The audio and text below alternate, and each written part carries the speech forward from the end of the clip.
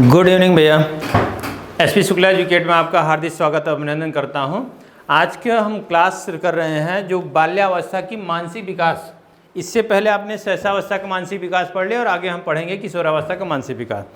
तो हमारा कुछ प्रश्न आपसे पूछा जाता है कि मैंने ऐसे आपसे जो भी प्रश्न पूछे जाते हैं वो तो मैंने बता दिया था। उसके बाद ये भी कहता हूँ कि ये प्रश्न आपको हमेशा याद रखने।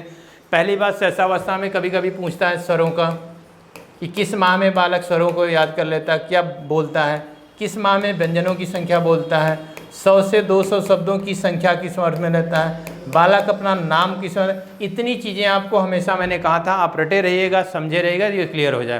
तो यहाँ से आपका शैशवावस्था आपका क्लियर हो जाएगा, ये चीज़ मैंने कहा था। आज हम पढ़ेंगे बाल्यावस्था। बाल्यावस्था में कौन कौन से प्रश्न पूछे जाते हैं उसकी हम व्याख्या आज करते हैं। फिर आपके पास सीधे सीधे है कि बाल्यावस्था की एज पता है आपको, 6 से 12 वर्ष, 0 से 5, 5 से लेकर या 5 या 6 करते हैं, या 6 से 12 वर्ष, या 12 से 13 से लेकर 18 वर्ष या 19 वर्ष रखा जाता है। तो बाल्यावस्था आपके 6 से 12 वर्ष है, जिसमें छठे माह में पहला शुरुआत होता है। अब इस अवस्था तक क्या होता है, बालक विद्यालय तो जाने लगता है, इसलिए बालक में क्या होता है, छठे वर्ष में बालक 13 से 14 वर्ष तक गिनती सुना देता है। 13 से 14 तक की गिनती।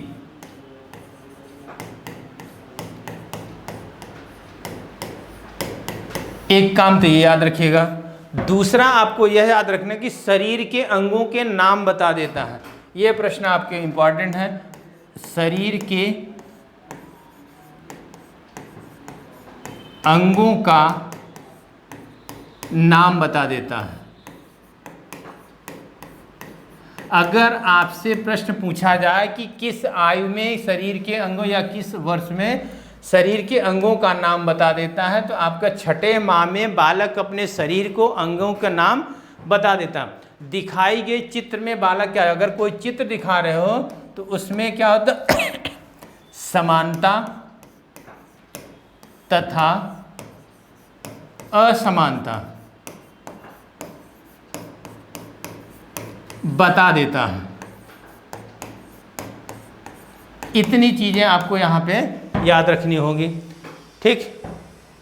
अगर बालक से कोई चित्र देखने के लिए कहते हो, चित्र देखकर बालक क्या होता है, उसमें आपको असमानता और समानता बता देता है। आपको इसमें बालक में चित्र, आपने दैनिक जागरण पेपर देखते हैं उसमें 2 फिगर बने रहते थे, आपके 2 फिगर बने, उसमें अंतर ढूंढने को कहता है। तो दिखाई गई चित्रों में बालक क्या होता है, अंतर ढूंढना शुरू कर देता है, वो अंतर जान। तो आपको यहाँ केवल एक चीज़ याद ये रखने रहना है कि शरीर के अंगों का नाम किस वर्ष में बता देता है, कौन सी अवस्था में, तो बाल्यावस्था में शरीर के अंगों का नाम बता देता है। अगर दिए गए चित्रों को देखकर बालक समानता और असमानता बता देता है तो वो भी आपका बाल्यावस्था में होगा। क्लियर हुआ। इसके बाद आएगा 7वां वर्ष। कौन सा? 7वां वर्ष।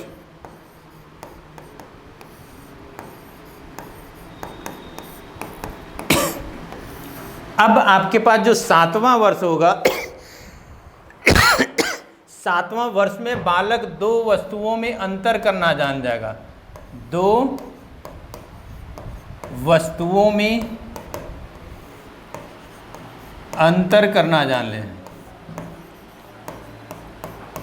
कोई भी 2 वस्तु आप अगर दिखा देते हैं, अगर मान लीजिए हम इसे पेन दिखा रहे हैं, हम इसे मार्कर दिखा रहे हैं, तो दिखाई गई 2 वस्तुओं में बालक अंतर जानना समझ लेता है या बता देता है।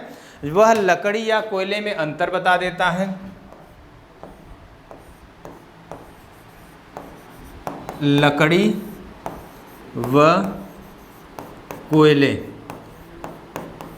इससे पहले की अगर आयु की बात करेंगे उसमें नहीं बता पाते। एक प्रश्न आया था कि किस आयु में बालक जहाज और क्या है, जहाज और मोटर कार में अंतर बता देता है, तो आपका 7वां वर्ष या तो बाल्यावस्था होगा या तो 7वां वर्ष कहलाएगा। कि इस अवस्था में बालक क्या होता है, मोटर तथा जहाज में अंतर बता देता है। अंतर तथा जहाज में। अब दिखाई गई वस्तुओं में क्या है, यहाँ पे तो समानता और असमानता बता रहा, लेकिन यहाँ पे क्या है, दिखाई गई वस्तुओं में क्या है, अंतर बताएगा। जो वस्तुएं आपको दिखाई दे रहे हैं उस वस्तुओं में अंतर बता दे रहा कि ये ऐसा होता है, ये ऐसा होता है, ये दिख, ठीक। कोई भी दो वस्तु को देखकर उससे तुलना करके उसकी व्याख्या, और यहाँ पे दिखाए गए चित्रों में वो समानता और असमानता बताए कि इसमें ये समान है और इसमें असमान है, ठीक। इसके बाद आपके पास है 8वां वर्ष।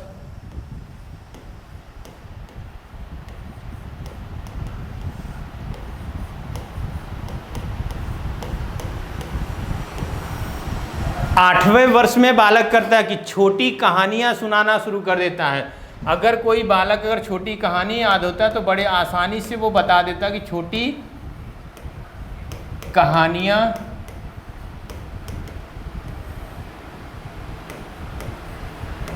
सुना देता है। छोटी कहानी सुना रहा है, लेकिन कविताएं भी दोहराने लगता है। अगर बालक में 16 शब्दों की अगर कोई वाक्य हो, बिना गलती किए हुए किसी भी पैरा की व्याख्या कर सकता है। जो 16 शब्द हैं, 16 शब्दों को दोहराने के गुण विकसित जाते हैं। अगर 16 शब्दों का कोई वाक्य है तो बड़ी आसानी सरलता से वो दोहरा दे, बिना रुके, बिना किसी बाधा के। तो यहाँ बहुत इंपॉर्टेंट प्रश्न नहीं है। अगर कोई एक पैरा है, उस पैरे से अगर 5 या क्वेश्चन है, कोई एक पैरा आप दे देते हैं, उस पैरा से अगर आप 5 या 6 क्वेश्चन बना देते हैं तो 5-6 प्रश्नों का उत्तर बड़ी आसानी और सरलता से दे देता है, ठीक। यहाँ भी आपको बहुत अच्छा इंपॉर्टेंट प्रश्न नहीं है। इस अवस्था और इस आयु में प्रश्न नहीं बनते। अब जो आपका 9वां वर्ष आएगा, जिसे हम 9वां कहते हैं या 9 वर्ष का बालक हो जाता है, उसमें आपका प्रश्न है 9वां वर्ष। इस वर्ष में एक सबसे अधिक प्रश्न आपसे पूछे जाते हैं कि किस वर्ष में बालक दिन, तारीख, समय, सप्ताह या सिक्कों का ज्ञान हो जाता है। तो 9वें वर्ष में या 9वां वर्ष में बालक में क्या होता है? दिन,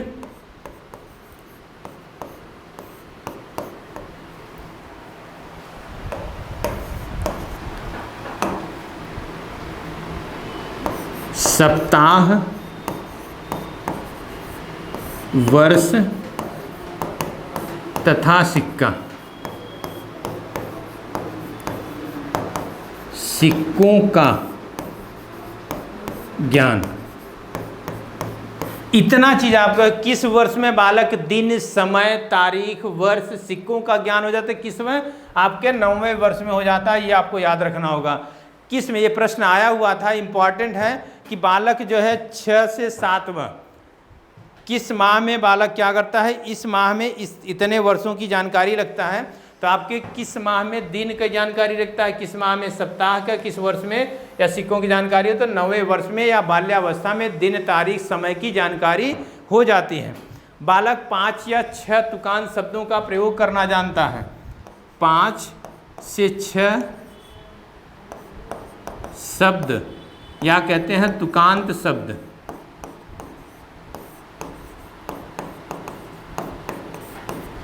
तुकांत शब्दों की जानकारी रखता है। आप अगर कोई व्यक्तिगत 6 से 7 शब्द में उल्टे क्रम में बताने लगता है, अगर कोई शब्द आप उलट फेर कर दीजिए, 6 से 7 शब्दों का उल्टे क्रम में बताने लगता है। यहाँ आपका जो इम्पॉर्टेंट प्रश्न है वो इम्पॉर्टेंट है कौन सा? कि इस माह में, किस माह में बालक या किस वर्ष में बालक दिन, तारीख और समय की गणना बता देता है। तो 9वें वर्ष में बालक दिन, तारीख और समय की गणना बता देता है। आपको यहाँ ये याद रखना होगा। और देखी हुई फिल्म का 60% बता देता है। देखी हुई फिल्म का 60% बता देता है। आपका देखी हुई फिल्म का 60% बता देता है। क्लियर हुआ? कमेंट सेशन में ज़रूर आप बताइएगा। जो चीज़ आपको बात थी मैंने आपको बता दिया कि बालक को कौन कौन सी, यहाँ से आपको कोई प्रश्न नहीं बन रहा है। आपको 9वें वर्ष से बन रहा है कि किस वर्ष में दिन, समय, तारीख की बच्चों की जानकारी हो जाती है। एक प्रश्न आपको मैंने यह भी बताया था जो आपके पास था 6वें वर्ष में किस वर्ष में बालक अपने शरीर के अंगों का नाम बता देता है? तो 6वें वर्ष में बालक अपने शरीर के अंगों का नाम बता देता है। ये आपको ध्यान में रखना होगा। ठीक, चलिए इसके बाद हम अध्ययन करते हैं। लिखा है 10वां वर्ष।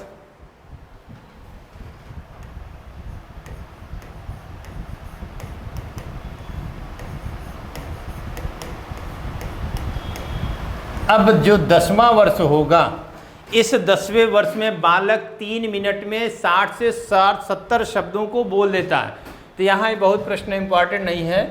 3 मिनट में 60 से 70 शब्द बोल देता है या बोल लेता है। अब इसके आगे इनमें लिखा है कि बालक छोटी कहानियों को याद करके सुना देता है। दैनिक जीवन के नियम, परंपराओं, सिद्धांतों, सूचनाओं आदि का ज्ञान उसे हो जाता है। जो आपके जीवन में दैनिक नियम होते हैं, जैसे सुबह उठना, स्कूल जाना, दैनिक नियम,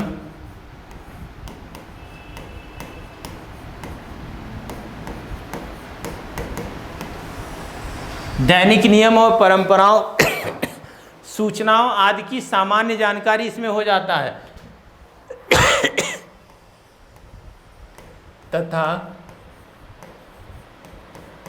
सूचनाओं की जानकारी हो जाती है या सूचनाओं का ज्ञान हो जाता है। भाई अगर इस उम्र में बालक विद्यालय जाने लगता है, ज्ञान हो जाता है। इस उम्र में बालक जो है अगर वो विद्यालय जाने लगता है तो सीधी सी बात है कि बड़ी आसानी सरलता से वो चीज़ों को जानकारी कर लेगा, ग्रहण कर लेगा। यहाँ से अब तक कोई प्रश्न पूछा नहीं गया। आपको बाल्यावस्था से केवल मानसिक विकास में केवल यह याद रखना है कि किस वर्ष में बालक रंगों के विषय में जान लेता है या शरीर के विषयों को जान लेता है, और आपके दिन, तारीख, वर्ष किस वर्ष में जान लेता है, उसमें आपको ध्यान रखना होगा। अब बारी आती 11वां वर्ष।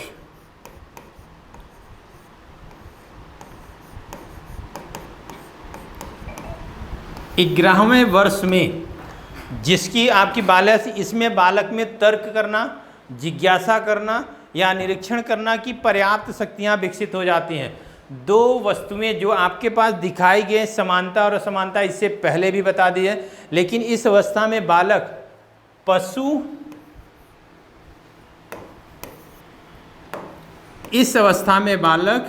पशु तथा पक्षियों,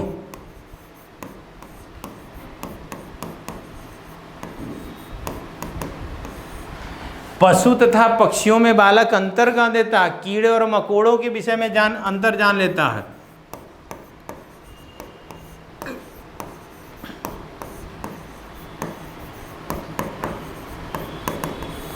कीड़ों और मकोड़ों में अंतर जान लेता है। वो मशीनों के कल पुर्जों का निरीक्षण करना भी जान जाता है। इस अवस्था में बालक में 11 वर्ष की आयु में बालक में तर्क करना, निरीक्षण करना या उसमें जानकारी हासिल करना के गुण अधिक विकसित हो जाते हैं, और बालक पशु तथा पक्षियों में अंतर करना जान लेता है, कीड़े और मकोड़ों में अंतर जान लेता है, और कल पुर्जों का निरीक्षण करके वो ज्ञान प्राप्त करना सीख जाता है।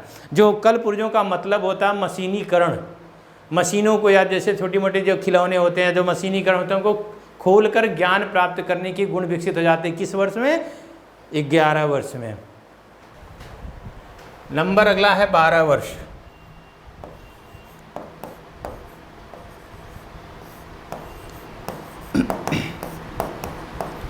इस 12वें वर्ष में जो बाल्यावस्था की अंतिम अवस्था कहलाती है, इसमें बालक में तर्क करना, समस्या समाधान के गुण अधिक विकसित हो जाते हैं। कठिन शब्दों का अधिक से अधिक प्रयोग करना जानता है। वो साधारण बातों को, साधारण कारणों को, साधारण समस्याओं का हल करना जान लेता है, और देखी गई फिल्म का 75% बजा देता है।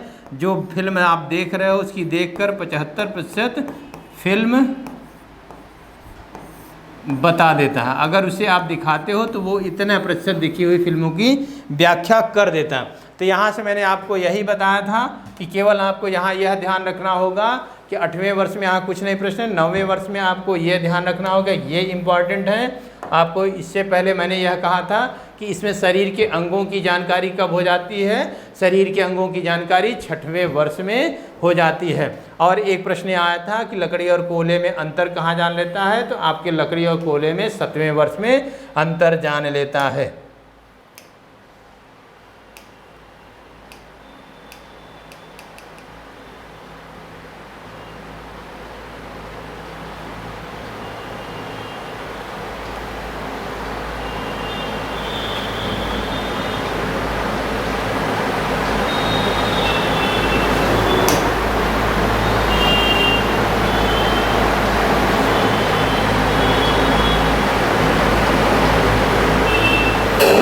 यहाँ तक कि जो आपके पास बाल्यावस्था में बालक का मानसिक विकास था वो समाप्त हो गया। इसके बाद आपसे पूछे जाते हैं कि किशोरावस्था में बालक का मानसिक विकास। हम पढ़ते हैं किशोरावस्था में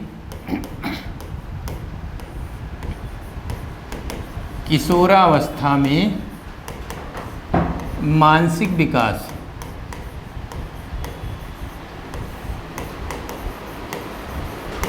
अब सबसे इम्पॉर्टेंट यही था कि इसकी उम्र कितनी होती है। इसकी उम्र आपके पास सीधे सीधे 12 से लेकर आप 18 वर्ष तक मानते हो, या 12-13 से लेकर 18 या 19 वर्ष मानते हो।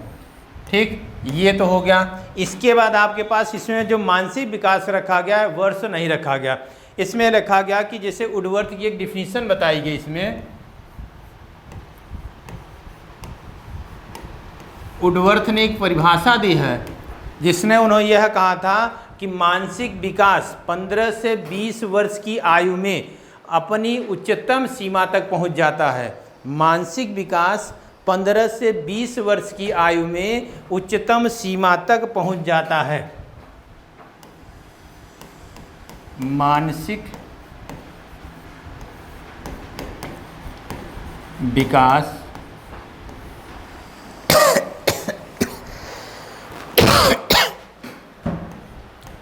15 से 20 वर्ष तक में अपनी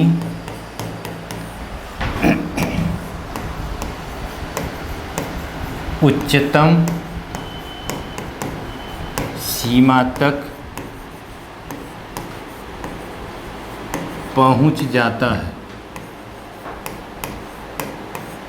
कहने का तात्पर्य वुडवर्थ का यह है कि बालक का जितना मानसिक विकास होना होता है उस मानसिक विकास 15 से 20 वर्ष की आयु तक बालक का सर्वोत्तम मानसिक विकास हो जाता है। तो वुडवर्थ ने कहा कि बालक का मानसिक विकास 15 से 20 वर्ष की आयु में अपनी उच्चतम सीमा तक पहुंच जाता है। क्लियर हुआ? ये अगर हो सकता है आपसे पूछे जाए तो किसकी डिफिनीशन है? वुडवर्थ की डिफिनीशन है। मानसिक विकास 15 से 20 वर्ष की आयु तक अपनी उच्चतम सीमा तक पहुंच जाता है।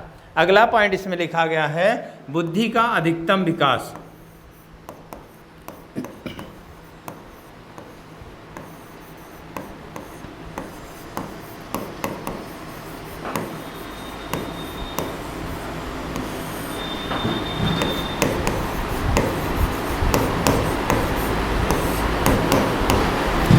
बुद्धि का अधिकतम विकास, इसमें आपके पास कई चीज़ें हो। जैसे किसी ने कहा कि बुद्धि का अधिकतम विकास कैसे होता, तो किशोरावस्था में बालक में बुद्धि का अधिकतम विकास हो जाता है। यह हार्मोन्स का, ये अलग अलग मनोवैज्ञानिक, एक प्रश्न भी आया था कि बुद्धि का सबसे ज़्यादा विकास किस में होता है, तो आपकी किशोरावस्था में होगी।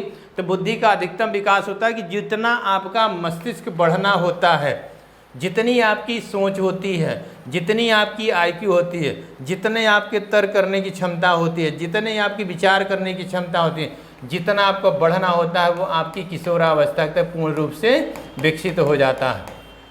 ठीक, तो बुद्धि का अधिकतम विकास। अब यहाँ पर भी अलग अलग मनोवैज्ञानिक ने अलग अलग तरीके से यह व्यक्त किया हुआ है कि इनके अकॉर्डिंग, जैसे हार्मोन ने यह कहा, हार्मोन ने यह कहा कि बालक की बुद्धि का जो विकास होना होता है वो 15 वर्ष की आयु तक हो जाता है। जितना भी बालक का बौद्धिक क्षमता या मानसिक विकास होना होता है हार्मोन के अनुसार वो 15 वर्ष की आयु में हो जाएगा। अगर यही हम जोन्स की बात करें तो जोन्स ने यह कहा कि बालक का जो मानसिक विकास होना होता है, जितनी हमारी आयु क्षमता बढ़नी होती है, वो कितने में हो जाएगी? वो आपकी 16 वर्ष में हो जाएगी। कितने वर्ष में? 16 वर्ष में। और यही आप केनार्ड की बात करते हैं तो केनार्ड ने भी यही कहा कि आपकी जो मानसिक विकास होना होता है वह 16 वर्ष में हो जाएगी। इन दोनों व्यक्तियों ने यह सेम माना कि इन्होंने कहा कि आपके पास कितनी होगी, जैसे आप कोनार्ड या केनार्ड आप पढ़िए, तो उन्होंने यह कहा कि बालक की जो मानसिक विकास होना होता है वह 16 वर्ष में होगी। जोन्स ने कहा 16 वर्ष में होगी। हार्मोन ने कहा कि 15 वर्ष में बालक की मानसिक विकास हो जाएगी। अगर यही हम स्पीयरमैन के अनुसार बात करते हैं, स्पीयरमैन ने यह कहा कि जो बालक के मानसिक विकास होना है वो 14 से 16 वर्ष के बीच में सबसे अधिक हो जाएगा या होना होता हो जाए। अगर आपसे प्रश्न पूछे जाते हैं तो प्रश्न सबसे इम्पॉर्टेंट आपका यही है कि बुद्धि का अधिकतम विकास किस अवस्था में होती है, तो बुद्धि का अधिकतम विकास किशोरावस्था में होता है। किस में होगा? किशोरावस्था में। जहाँ तक जाना होता, जहाँ तक आपको पहुँचना होता, जो आपकी विकसित होना वो आपकी विकसित हो जाती है किशोरावस्था में।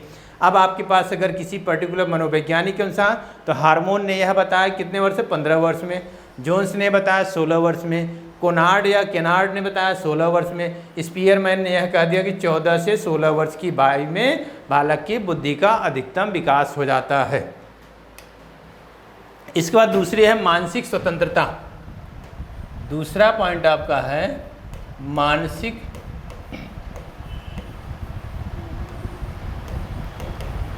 स्वतंत्रता। अब मानसिक स्वतंत्रता का मतलब केवल यह है कि मानसिक रूप से आप स्वतंत्र हो। वह क्या सकता है? पुराने रीति रिवाजों में विश्वास नहीं करता। पुराने नियम, आपके जो पुराने नियम है, पुरानी रीति रिवाज, उसमें वो विश्वास नहीं करेगा, वो उसके अनुरूप नहीं चलेगा। आपके जो पुराने नियम हैं उनके वह विरुद्ध होगा। वो आपका अंधविश्वासों पे विश्वास नहीं करेगा, तो अंधविश्वास उसमें नहीं होगा। यही आपके पास है मानसिक रूप से वो स्वतंत्र है, इनके विषय में सोच सकता है, वो स्वतंत्र जीवन व्यतीत करना। जो आपके पुराने रीति रिवाज है उनसे वो बंधना नहीं चाहता, जो आपके नियम है उनसे वो बंधना नहीं चाहेगा। वो चाहेगा कि हम ये स्वतंत्र हों।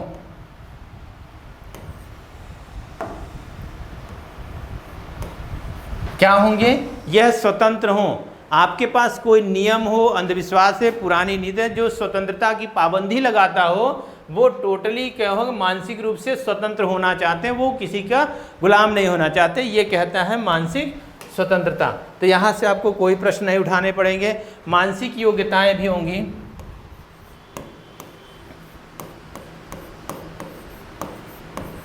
मानसिक योग्यताएं,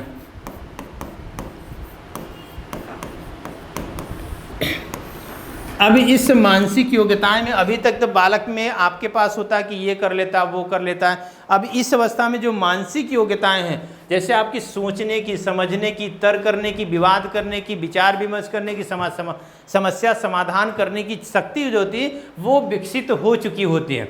इस पर एलिस क्रो ने डिफिनीशन दिया था कि किशोरावस्था में उच्च मानसिक योग्यताओं का प्रयोग करने की क्षमता होती है, उत्पन्न हो जाती है। उच्च मानसिक योग्यताओं की प्रयोग करने की क्षमता विकसित हो जाती है, वह प्रौढ़ों के समान उनका प्रयोग नहीं कर पाता। जो हमारी मानसिक विकास की क्षमता होती है वो विकसित तो हो जाती है, प्रौढ़ों के समान नहीं कर पाती।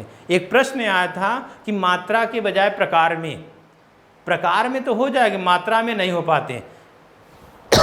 जितनी हमारी विकास होना होता है, जो बौद्धिक विकास होता है, जो संरचना होने होती है, वो हो जाती है, लेकिन हम उन्हें प्रौढ़ों के समान उसका प्रयोग नहीं कर पाते हैं। ठीक। नंबर 4, ध्यान। अभी तक तो कोई बाल्यावस्था में ध्यान को एकत्रित करने की क्षमता विकसित नहीं होती।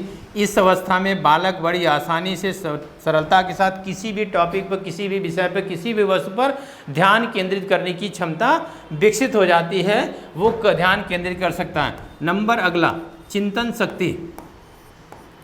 इस अवस्था में बालक में चिंतन शक्ति के गुण अधिक विकसित हो जाते हैं। वह किसी भी व्यक्ति के चिंतन करके किसी भी व्याख्या कर सकता है। वो किसी भी समय में किसी भी प्रश्नों को, किसी भी समस्या समाधान के विषय में वो चिंतन करना प्रारंभ कर देता है। तर्क करने की शक्ति, इसमें बालक में तर्क करने की भी शक्ति आपकी विकसित हो जाती है। इसमें बालक में कल्पना करने की भी शक्ति विकसित हो जाती है। तर्क शक्ति और कल्पना शक्ति। यहाँ से अब तक कोई प्रश्न नहीं पूछा गया। एक प्रश्न आपको यह ध्यान रखना होगा कि किस अवस्था में बालक में मानसिक विकास की बुद्धि अधिक होती है। तो आपकी मानसिक विकास में आपको ध्यान रखना होगा। इसमें पूछा गया कि बुद्धि का अधिकतम विकास किस में होता है, किशोरावस्था में होता है। ये क्लियर हुआ?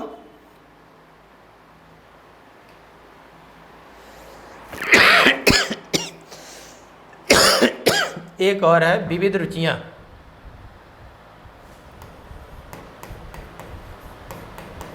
विविध रुचियां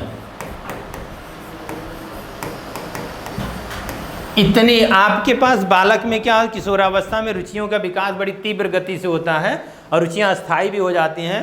तो बालक में जो रुचियां होती हैं बड़ी तीव्र गति से हो जाती हैं। तो यहाँ से अब तक कोई प्रश्न आपसे नहीं मिला, केवल बुद्धि का अधिकतम विकास तक आपको मिलता है, बस हो गया। इसके बाद मानसिक विकास को प्रभावित करने वाले कारक, तो आपके पास ध्यान में रखना होगा किन कारणों से, किन विषयों के कारण बालक में मानसिक विकास अधिक होता है। चलिए, यहाँ तक अगर कोई समस्या हो, कोई टॉपिक से प्रश्न हो, कोई बात हो तो आप हमसे पूछ सकते हैं और अपनी व्याख्या सुन सकते हैं। इसके बाद अगला जो टॉपिक हम पढ़ते हैं, आज केवल हम पढ़ते हैं संवेगात्मक विकास। अगर बालक में संवेगों का विकास होगा, संवेगात्मक विकास। अब ये जो संवेगात्मक विकास होगा, सबसे पहले तो यह आप जो जरूरी है कि संवेगात्मक विकास का अर्थ क्या है, उसकी परिभाषाएं क्या है, किन किन जगहों पर पाया जाता है। तो आपके पास लिखा है संवेगात्मक, सीधे सीधे संवेग का अर्थ आप पहले मान लीजिए। संवेग का अर्थ, अगर हम संवेग की बात करते हैं तो संवेग शब्द जो हमारी शब्द का उत्पत्ति है वो वेग से युक्त है। जो संवेग का शाब्दिक अर्थ होगा वो वेग से युक्त होगा, वेग से युक्त। ये आपका संवेग का अर्थ है।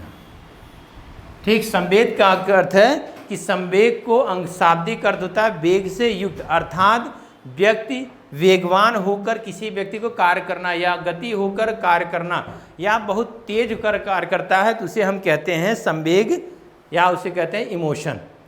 अब अगर हम इसे दूसरी भाषा में पढ़ते हैं तो सीधे सीधे आप ये पढ़ सकते हो कि अंग्रेजी भाषा में इसे हम क्या कहते हैं, इमोशन कहते हैं।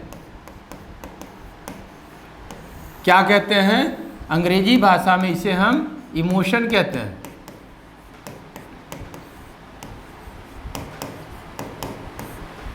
संवेग का शाब्दिक अगर हम अर्थ की बात करते हैं, संवेग का शाब्दिक अर्थ होता है क्या, वेग से युक्त, वेग से युक्त। अगर हम उसे शब्द की दूसरी तरफ बांधे कि संवेग को अंग्रेजी भाषा में क्या कहते हैं, इमोशन कहते हैं। इमोशन क्या है, अंग्रेजी भाषा का शब्द है। अब इस शब्द का अर्थ, ये शब्द किससे बना है, दो शब्दों से मिलकर बना है।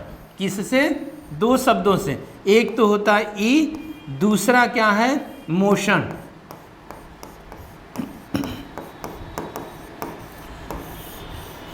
एक तो हो गया ई का अर्थ होता है अंदर से, अंदर से, और मोशन का है गति करना, गति करना। अब आपके यहीं से होते प्राणी वर्ग में गति उत्पन्न करना ही आपको क्या कहलाता है, इमोशन कहलाता है। अगर आप इमोशन का शाब्दिक है आंतरिक भावों को, अगर आप इसे लिखना चाहें आंतरिक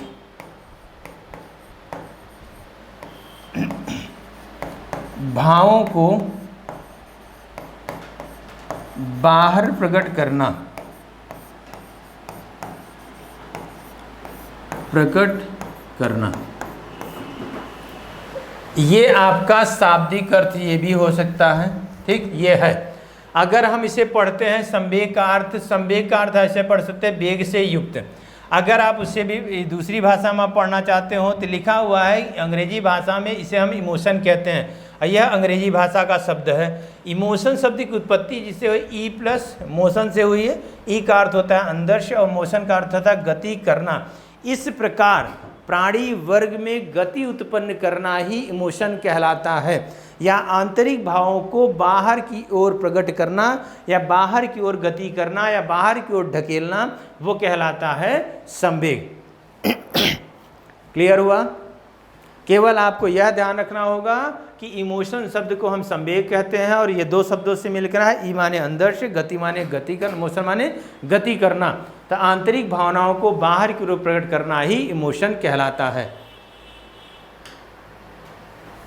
अब आप इसकी डिफिनीशन पढ़िए, परिभाषा।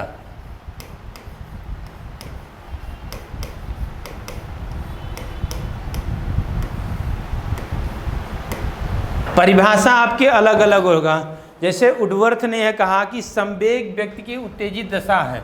किसने कहा? वुडवर्थ ने।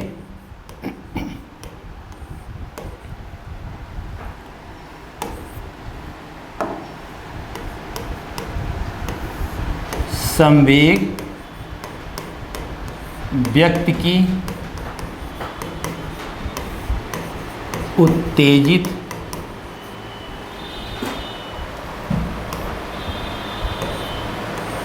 दशा है। दशा है, कारक है, स्थिति है।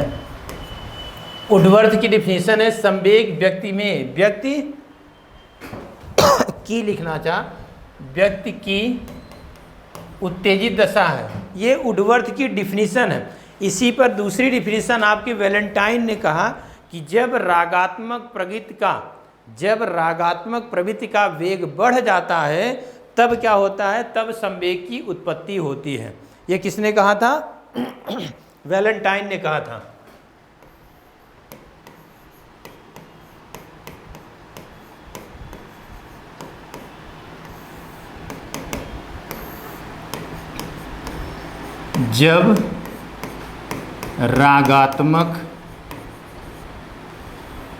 जब कोई भी रागात्मक का मतलब होता है जो आप प्रकृति करते हो, तो रागात्मक प्रकृति का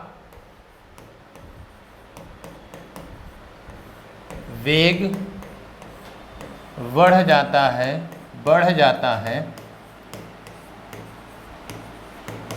तब संवेग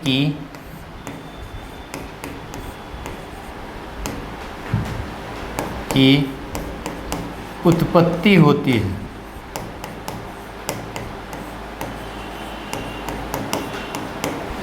इन्होंने यही कहा, किसने कहा? वैलेंटाइन ने कहा जब रागात्मक प्रकृति का वेग बढ़ जाता है तब किसकी उत्पत्ति होती है? तब वो संवेग की उत्पत्ति होती है। जब रागात्मक प्रकृति का वेग बढ़ जाता है तब हमारे संवेग की उत्पत्ति होती है। जब हमारे अति हो जाती है तब हम अपने भावनाओं को कहीं न कहीं प्रकट कर देते हैं। हम भगवान के पास क्यों जाते हैं? जब हमारी इच्छा पूरी नहीं होती, हमारी कोई बात अधूरी रहती है, हम प्रयास करते करते हम किसी के सामने अपनी भावनाओं को प्रकट कर देते हैं, अपने विचारों को व्यक्त कर देते हैं, अपनी जो अंदर की भावना होती है उसे बाहर को ला देते हैं, उसी को हम कहते हैं संवेग। तो एक डिफिनीशन वुडवर्थ क्या था? संवेग व्यक्ति की उत्तेजित दशा है। जो हमारे अंदर संवेग है, जो हमारे पास उत्तेजना होती है, उसी को हम संवेग कह रहे हैं। वैलेंटाइन ने कहा कि जब रागात्मक प्रकृति का वेग बढ़ जाता है तब आपकी संवेग की उत्पत्ति होती है। तब जब आपकी अति हो जाती है तब आप चाहते हो कि हम ऐसा करें। यहीं पे आपकी वुडवर्थ की एक डिफिनीशन और थी, 3rd नंबर डिफिनीशन उनकी थी कि संवेग व्यक्ति की गति में आने की दशा है या गति में आने की स्थिति है। जो आपके पहले थी वो जो है एक नॉर्मल स्थिति रहती है। जैसे आप गतिवान हो जाते हो तब कह देते हैं संवेग की उत्पत्ति हो जाती है। ठीक, यहाँ तो डिफिनीशन आपको 1-2 तो हमेशा याद ही करनी पड़ेगी। आपकी वहाँ पे भावनाओं को व्यक्त की जाती है, अपने विचारों को रखी जाती है, तो उसे हम कहते हैं संवेग कह रहे हैं। अब यहाँ पे एक प्रश्न आता है कि कौन सी विशेषताएं हैं नहीं। तो आपके पास ये ध्यान रखना होगा संवेग की विशेषताएं, संवेग की विशेषताएं, यह आपको यह ध्यान रखना होगा। अब से प्रश्न ये पूछे जाते हैं कि इनमें से कौन से संवेग की विशेषताएं हैं या नहीं है। तो जैसे है कि संवेग में व्यापकता पाई जाती है, जो संवेग हमारा होता है, संवेग में व्यापकता पाई जाती है। इसका मतलब ये होता है कि संवेग कहीं एक जगह स्थिर नहीं है। ठीक, आपके व्यापकता का मतलब है सार्वभौमिक भी कह सकते हो आप, कि सभी जगह पाई जाती है, व्यापकता पाई जाती है, कई सभी के पास होता है, चाहे पुरुष हो, चाहे स्त्री हो, चाहे मानव हो, चाहे पशु हो, चाहे पक्षी हो, सभी में पाई जाती है। तो संवेग क्या होता है? व्यापकता पाई जाती है। ठीक, दूसरा आपके पास यह आंतरिक तथा बाह्य संवेग,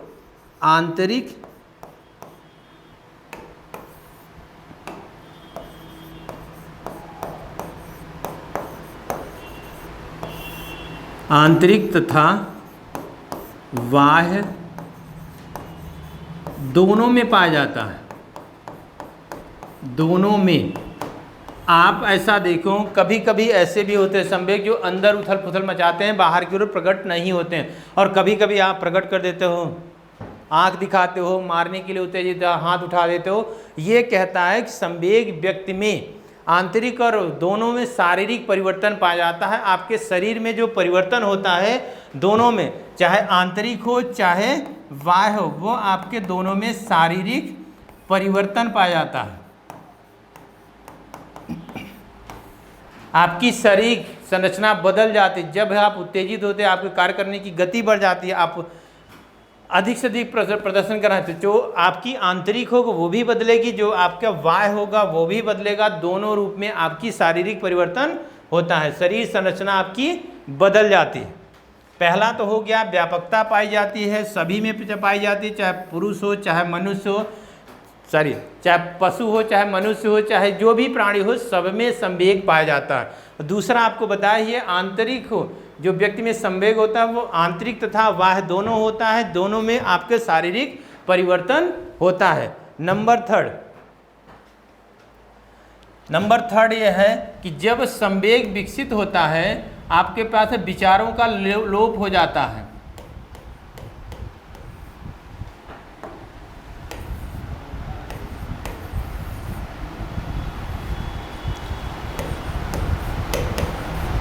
संवेग के उत्पन्न होने पर विचारों का लोप हो जाता है।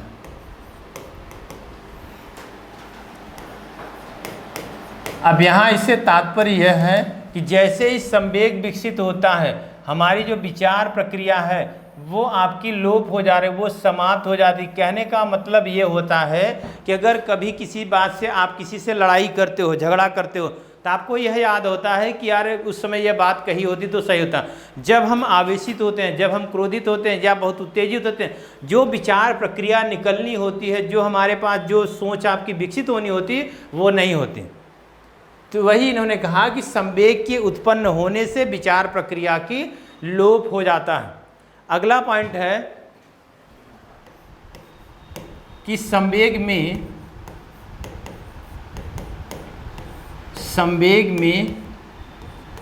व्यक्तिगतता पाई जाती है।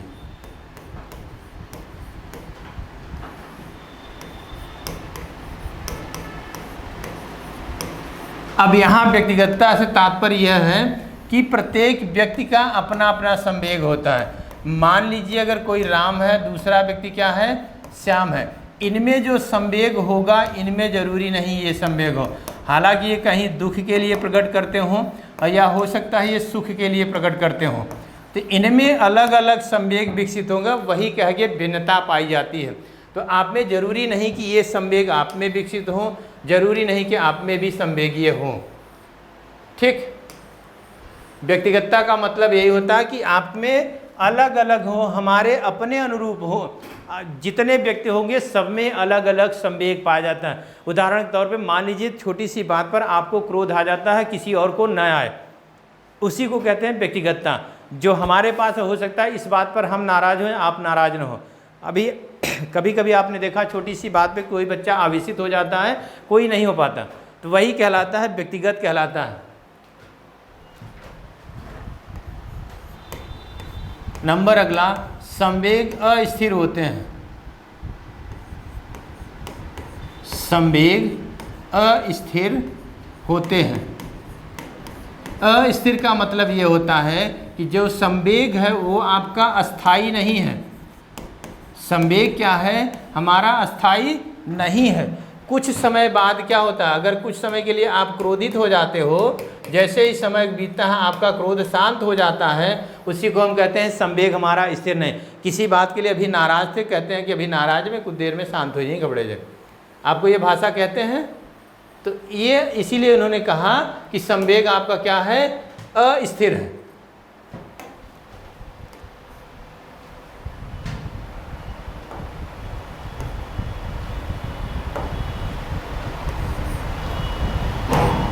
आपका संवेग अस्थिर है, वो जो है अस्थाई नहीं होता। आपके कुछ समय के लिए संवेग विकसित होता है, उसके बाद कुछ समय के बाद आपका समाप्त हो जाता है।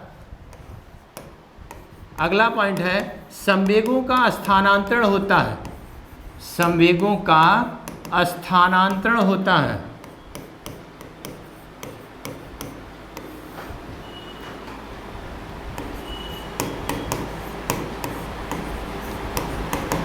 क्या संभव है?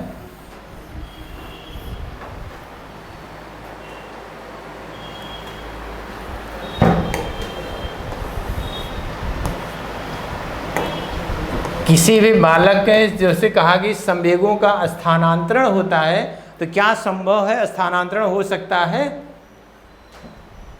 कमेंट में एस या नो जरूर आप कमेंट सेशन में आप दीजिए। 2 मिनट का समय देता हूं, बस समय समाप्त होने वाला है आपका।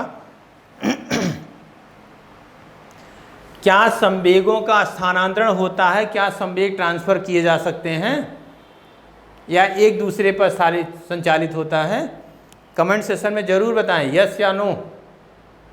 आपका इसमें से प्रश्न यही महत्वपूर्ण आता है, सीधे सीधे पूछे जाते हैं कि संवेग की कौन सी विशेषता नहीं है। आपको उसमें यही ध्यान रखना है, 4 में कौन नहीं है, या तो सभी होगा, एक या तो अलग होगा, बस यही आसान था। तो आपके जितने पॉइंट थे वो बता दिए हैं। आपको मैंने ये कहा कि आपको ये बताना है यस या नो, ठीक।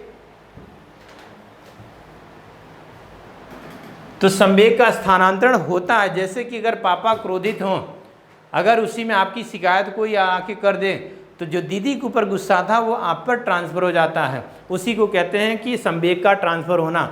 मम्मी खाना बना रही हैं, अगर आप बार बार प्रयास कर रहे हो कि मैं ये ले लूँ, तो मम्मी अगर उस कारण से जल जाती हैं, तो उस गुस्सा आपका जो रोटी पर निकलना था वो आप पर निकल जाता है। उसी को हम कहते हैं संवेग का स्थानांतरण या संवेग का ट्रांसफ़र होता है। अगला पॉइंट है, जो संवेग होते हैं वो किसी न किसी मूल प्रवृत्ति से जुड़े रहते हैं। तो संवेगों का संबंध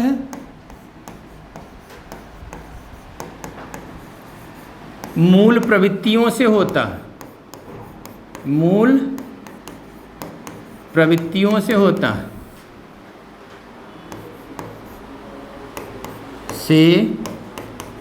है, अब यहाँ पर यह है, एक प्रश्न तो यह है कि जो संबंध हमारा है मूल प्रवृत्ति से है। अब आपके पास प्रश्न, कितनी मूल प्रवृत्तियाँ होती हैं? 14 होती हैं। किसने दिया था? ये मैकडूगल ने भी दिया था। किसने? मैकडूगल ने कहा था कि जब बालक जन्म लेता है, जन्म के उपरांत वो 14 मूल प्रवृत्ति के अनुसार जन्म लेता है। यह मूल प्रवृत्ति किसी न किसी संवेग से जुड़ी रहती हैं, ठीक। क्लियर हुआ? संवेगों का संबंध किससे होता है? मूल प्रवृत्ति से होता है। अब आपके पास 14 मूल प्रवृत्तियां होती हैं, जैसे पलायन, ईर्ष्या, निवृत्ति, संतान कामना, शरणागति, काम प्रवृत्ति, जिज्ञासा, दयन, आत्माभिमान, आत्मगौरव, भोजना, तलाश, संग्रहण और रचना, धार्मिकता और हास। ये आपके संवेग आपके 14 बताए जाते हैं। ये किसी न किसी मूल प्रवृत्ति से, सॉरी ये मूल प्रवृत्ति हैं और मूल प्रवृत्ति के कारण किसी न किसी संवेग से जोड़े जाते हैं। एक पॉइंट है कि आपका जो संवेग होता है वो दुख और सुख दोनों में होता है। जो आपका संवेग है, संवेग जो है वह दुख व सुख दोनों में होते हैं। आप हंसते हो या आप रोते हो, दोनों के संवेगों के कारण आप अपनी भावनाओं को प्रकट कर देते हो, व्यक्त कर देते हो, बाहर को ढकेल देते हो। उसी को कहा गया है कि हमारा सुख और दुख दोनों में सम्मिलित रहता है। और क्लियर हो गया। इसके बाद आपके पास कल हम आगे पढ़ेंगे कि कुछ मूल प्रवृत्तियां होती हैं जो आपकी इस मूल प्रवृत्तियों 14 मूल प्रवृत्तियां आपसे प्रश्न करेंगे। यहाँ प्रश्न पूछे भी जाते हैं कि इस मूल प्रवृत्ति का इसका संवेग है या नहीं है। जैसे प्रश्न आया था कि पलायन का संवेग क्या है। पलायन का संवेग आपको याद रखना होगा। जिज्ञासा का संवेग क्या है, यह आपको याद रखना होगा। कुछ ऐसे पॉइंट भी हैं आपको याद रखने होंगे, 2-4 आपके। तो 14 मूल प्रवृत्तियों थी, 14 संवेग के साथ होते हैं। ये इंग्लैंड के प्रसिद्ध मनोवैज्ञानिक मैकडूगल ने कहा था। ठीक, तो ये अपनी इतनी विशेषताएं हम आपको चर्चा कर दिए हैं, बता दिए हैं, उसकी व्याख्या कर दिए हैं। कल हम 14 मूल प्रवृत्तियों के साथ भी उस पर उपस्थित होंगे। आज के लिए बस इतनी ही क्लास होगी। गुड नाइट, शुभ रात्रि। जिन छात्रों को यूपी टेट में आपको सिलेक्शन लेना है या एडमिशन लेना है, वह छात्र एसपी शुक्ला एजुकेट का ऐप्स डाउनलोड करके दिए गए नंबर पर आप कांटेक्ट करके आप अपनी समस्या समाधान कर सकते हैं और जुड़ सकते हैं। और इनकी एक नई ब्रांच खुलने जा रही है निर्णय एकेडमी के बगल, निर्णय एकेडमी कह रहा हूँ, निर्माण एकेडमी में। वहाँ पर आपकी शाखा जुड़ रही है, आप वहाँ जाके कांटेक्ट कर सकते हैं। धन्यवाद।